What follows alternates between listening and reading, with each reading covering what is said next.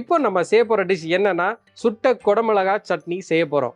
அதுக்கு குக்கிங்கை ஸ்டார்ட் பண்ணதுக்கு முன்னாடி தேவையான பொருள் என்னங்கிறத பார்த்துட்டு வந்துடலாம். சுட்ட குடமிளகாய் சட்னி செய்ய தேவையான பொருட்கள்: குடமிளகாய் 1, கடலை பருப்பு 1 டேபிள் ஸ்பூன், முழு உளுந்து 1 டேபிள் ஸ்பூன், பூண்டு 5 பல், சின்ன வெங்காயம் 5, காய்ந்த மிளகாய் 5, முழு ஜீரகம் 1 டேபிள் ஸ்பூன், கடுகு 1 டேபிள் ஸ்பூன், நாட்டு சர்க்கரை 2 டேபிள் ஸ்பூன், கருவேப்பிலை அரை கைப்பிடி அளவு, உப்பு தேவையான அளவு, எண்ணெய் தேவையான அளவு. சுட்ட குடமிளகா சட்னி செய்ய தேவையான பொருளை பார்த்துட்டு வந்துட்டோம். இப்போ வந்து குக்கிங்கை ஸ்டார்ட் பண்ணிடலாம். இங்கே வந்து நான் என்ன பண்ணியிருக்கேன்னா, பச்சை குடமிளகா இருக்குது, சில இடத்துல பார்த்தீங்கன்னா மஞ்சள்லேயும் இருக்குது, ரெட் கலர்லேயும் இருக்குது. நீ வந்து எந்த குடமிளகானாலும் யூஸ் பண்ணலாம். அதே நேரத்தில் நீங்கள் செல்ல குடமிளகா பார்த்து மிளகாவும் இருக்குது, அதாவது பஜ்ஜி மிளகா இருக்குது, அதை கூட நீங்கள் இந்த சட்னிக்கு நீங்கள் யூஸ் பண்ணலாம். இப்போ நம்ம என்ன செய்ய போகிறோம் அப்படின்னு பார்த்தீங்கன்னா, முதல்ல நான் வந்து இதில் குடமிளகா எடுத்திருக்கேன். இதில் கொஞ்சம் எண்ணெயை சேர்த்துடலாம். எண்ணெயை லைட்டாக சேர்த்து அப்படியே மேரினேட் பண்ணி எடுத்துடலாம்.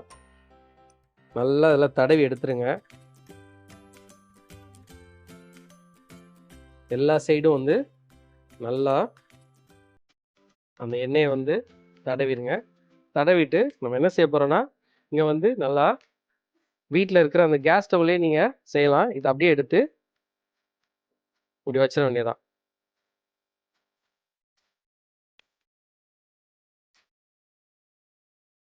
இப்போ நம்மளுடைய இந்த குடமிளகா வந்து நல்லா சுட்டுட்டு இருக்கு. இதே நேரத்தில் நம்ம என்ன செய்ய போறோம்னா,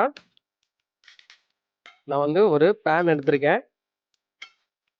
இந்த பேன் எடுத்தாச்சு. இந்த பேன் வந்து நல்லா சூடாகணும். சூடானதுக்கு பிறகு நான் என்ன செய்ய போறேன்னா, கொஞ்சம் எண்ணெய் லைட்டாக விட்டால் போதும். அது வந்து நீங்கள் ரொம்ப விடணும் தேவையில்லை. இதில் வச்சிருக்கிற இந்த பூண்டு, காஞ்ச மிளகாய், சீரகம், கொஞ்சம் கடுகு சேர்த்து அப்படியே வறுத்து எடுத்துருங்க. லோ ஃப்ளேமில் நீங்கள் அப்படியே வறுத்து எடுத்துடலாம். இதே நேரத்தில் இங்கே வந்து நம்ம என்ன செய்யணும்னா, இந்த குடமிளகாவை அப்பப்போ திருப்பி விட்டுட்டே இருக்கணும். நல்லா வதங்கி வர வரைக்கும் நம்ம வெயிட் பண்ணலாம்.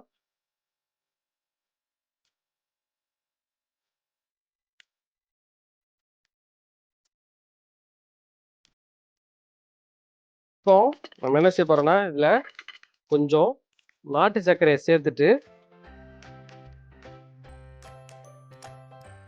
இது அப்படியே என்ன செய்ய போறோம்னா, நல்லா பேஸ்ட்டாக அரைச்சி எடுத்துடலாம். இப்போ நம்ம வந்து அந்த பூண்டு, காஞ்ச மிளகாய், இதெல்லாம் ஜீரகம், அந்த நாட்டு சர்க்கரைலாம் சேர்த்து நல்லா அரைச்சி பேஸ்ட்டாக எடுத்துட்டோம்.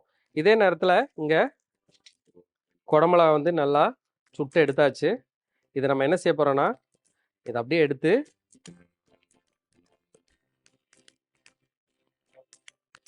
கொஞ்சம் லைட்டாக எண்ணெயை விட்டுட்டு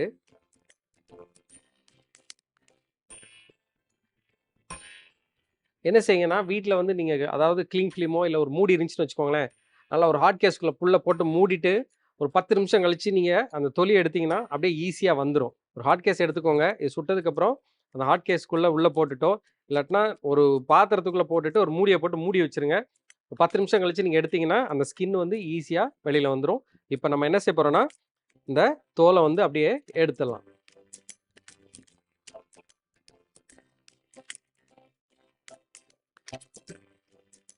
பார்த்தாலே தெரியும், ஈஸி தான் இது. நீங்கள் அப்படியே கொஞ்சம் நேரத்தில் நான் சொன்ன மாதிரி நீங்கள் செஞ்சீங்கன்னா என்ன ஆகும்னா, அந்த தோல் வந்து ஈஸியாக வந்துடும்.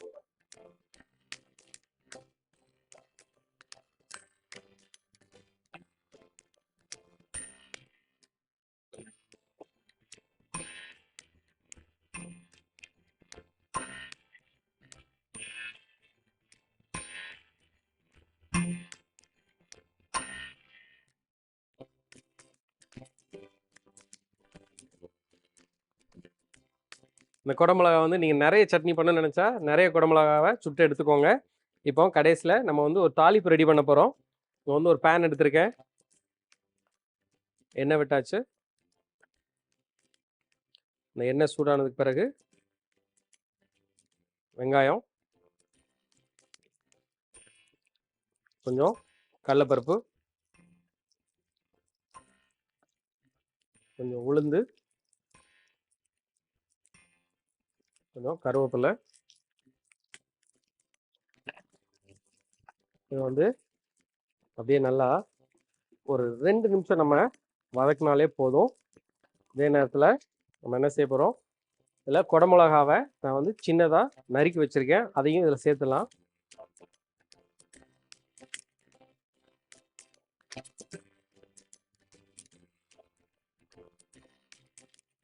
ஒரு 2 நிமிஷம் நம்ம இந்த குடமிளகா வேகிற வரைக்கும் நம்ம வெயிட் பண்ணோம். 2 நிமிஷத்துக்கு மேலே நம்ம வதக்க வேண்டாம். ஏன்னா நம்ம சாப்பிடும்போது இந்த பேஸ்ட் எல்லாம் சேர்த்து சாப்பிடும்போது என்ன ஆகும்னா அந்த ஒரு கிரன்ச்சினஸ் வரணும். கொஞ்சம் உப்பையும் சேர்த்துலாம். அதோட நம்ம அரைச்சி வச்சிருக்கிற இந்த பேஸ்ட்டு,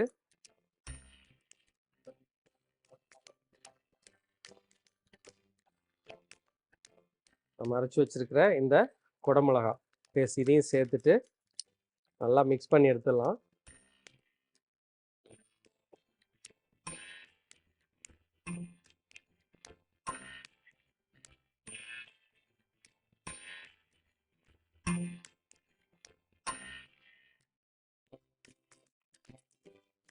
இவ்வளோதாங்க, நம்மளுடைய இந்த குடமிளகா சட்னி ரெடி ஆச்சு. இதை வந்து நீங்கள் வந்து தோசைக்கு வச்சு சாப்பிட்டாலும் நல்லாயிருக்கும், இட்லிக்கு நல்லாயிருக்கும், அது பழைய சோறுக்கு சூப்பராக இருக்கும் இந்த சட்னி.